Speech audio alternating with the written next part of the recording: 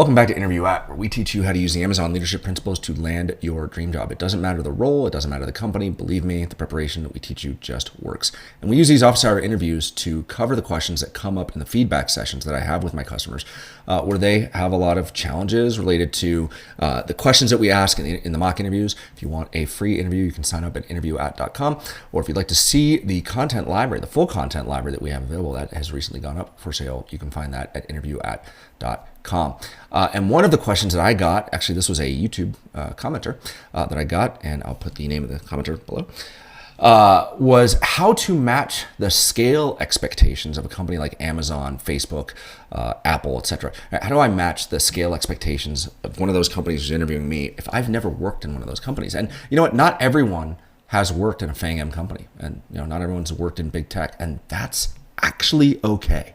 It's fine, right? Because that pool of talent needs to, just by necessity, needs to expand. One, because people get into those companies and they work, and eventually they churn out. So they need to replace those people. But over time, they've churned through so many people that they have to kind of broaden their search, right?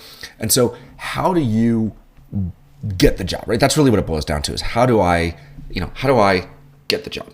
And the reality is that for the interviewers in all of these companies, and I'm not going to speak on behalf of Facebook because I've never worked there. I'm not going to speak on behalf of Google because I've never worked there. But I've been a senior executive at Microsoft. I've been a senior executive at Amazon. I've been a senior executive at Oracle. I've run my own startups. I've hired hundreds of people. So I kind of know what I'm doing here. It boils down to two things.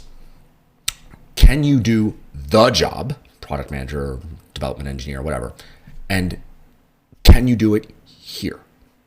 Right? Those are really the two questions that matter. And for you as the interviewer, if you've never worked in big tech, you're coming from a startup, you're coming from maybe a company they've never heard of, you can focus on a couple of things that will really make it much more apparent that you're someone worth taking a risk on. Three things. One, focus your stories where you can demonstrate growth, whether it's growth that you drove through marketing, product market fit, product that you designed, or growth because customer acquisition was handling it and you as an engineering team had to grow your customer base or the load on the servers, whatever. But growth, high growth is a drug that hiring managers cannot resist. They look at that and say, she understands how to work in this kind of environment. A place like Amazon, Facebook, etc., they have a ton of growth. They have a ton of scale. That's really how they talk about it. Can this person work at Facebook scale? No.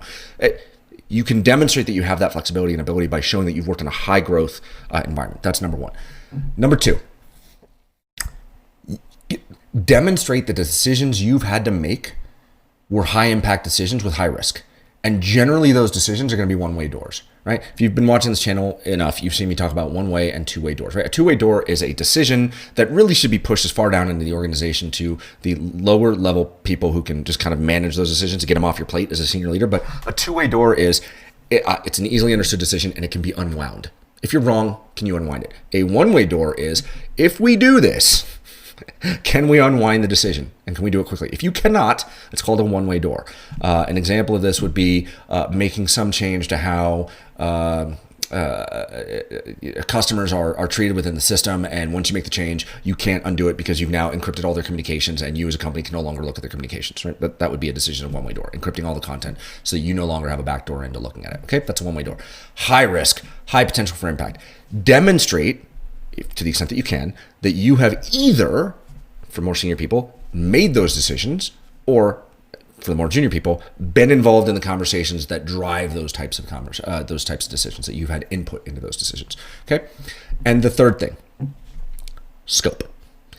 The scope of your role matters a ton. And if you can demonstrate that your scope has grown or that you have broad scope within your company, even if it's a small company, right? If you're doing $1 to $10 million of annual recurring revenue, you're a small company. You just are, right? It's not a bad company, but you're a small company when you consider now you're trying to get a job at Facebook. Now you're trying to get a job at Apple. Now you're trying to get a job at Amazon. That's considered small. But if it is a 20-person engineering team and you're in charge of the 20 people and you've hired 15 of them and you're driving it and you're responsible for all of the engineering decisions within that organization, that's a lot of scope.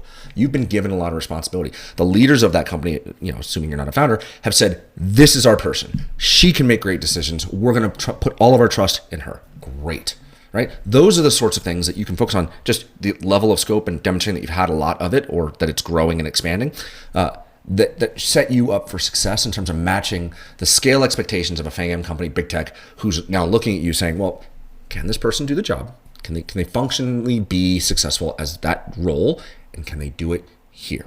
So that's it for this week. We do these office hours to answer the questions that come up in our feedback sessions, as well as to answer your questions that you post in my comment section down below. So if you have any questions that you'd love to see me answer, go ahead and post them below. I promise you I will always be authentic, and I will always give you the straight answers. I will not ever try to sugarcoat it, because frankly, I'm not trying to get a job in big tech anymore, but I would love to help hundreds and thousands of people to land their dream job.